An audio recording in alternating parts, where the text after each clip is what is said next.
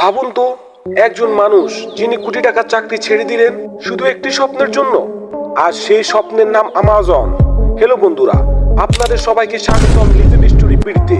আজ আমরা জানবো এমন একজন মানুষের গল্প যিনি একটি ছোট গ্যারেজ থেকে শুরু করে গড়ে তুলেছেন বিশ্বের অন্যতম বড় কোম্পানি, যার নাম জেফ বেজোস। 1968 সালে 12 জুলাই যুক্তরাষ্ট্রের নিউ মেক্সিকোতে জন্মগ্রহণ করেন জেফ বেজোস। ছোটবেলায় থেকে তিনি অন্য সবার মতো ছিলেন না। খেলনা নিয়ে শুধু খেলতেন না, খেলনা খুলে দেখতেন ভিতরে কি আছে, নতুন কিছু শেখা আর সমস্যার সমাধান করা ছিল তার নেশা। বিশ্ববিদ্যালয়ের পড়াশোনা শেষ করে তিনি একটি বড় প্রতিষ্ঠানে চাকরি পেলেন। মোটা বেতন, নিরাপদ ভবিষ্যৎ সবই ছিল, কিন্তু তার মনে একটি প্রশ্ন ঘুরছিল, যদি আমি নিজের স্বপ্নের জন্য নিজে চেষ্টা না করি তাহলে সারা জীবন আফসোস করব না তো? 1994 সালে একটি সিদ্ধান্ত যা বদলে দিয়েছে ইতিহাস। জেফ বেজোস চাকরি ছেড়ে দিলেন। অনেকেই বলেছিল এটা পাগলামি, কিন্তু তিনি কারো কথা শুনেননি। একটি ছোট গ্যারেজ শুরু হলো একটি অনলাইন বুক স্টোর, নাম আমাজন।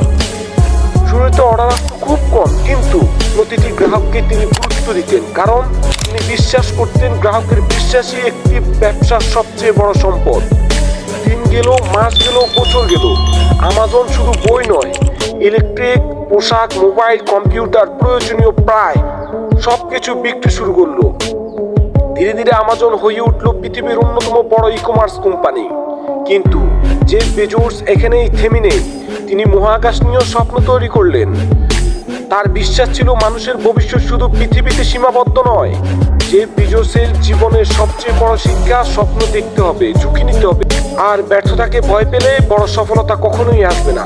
আজ আমাজন শুধু একটি কোম্পানির নাম নয়, এটি একটি সাহসী সিদ্ধান্তের গল্প, একটি স্বপ্নের গল্প, একজন মানুষের গল্প যিনি প্রমাণ করেছেন অসম্ভব শব্দটি শুধু চেষ্টা না করা মানুষের জন্য। আপনার কি মনে হয় জেফ বেজোসের জীবনের সবচেয়ে বড় গুণ কোনটি? কমেন্টে অবশ্যই জানাবেন। আর ইতিহাসের এমন আরো অসাধারণ গল্প জানতে লিজেন্ড স্টোরি বিডিকে সাবস্ক্রাইব করুন।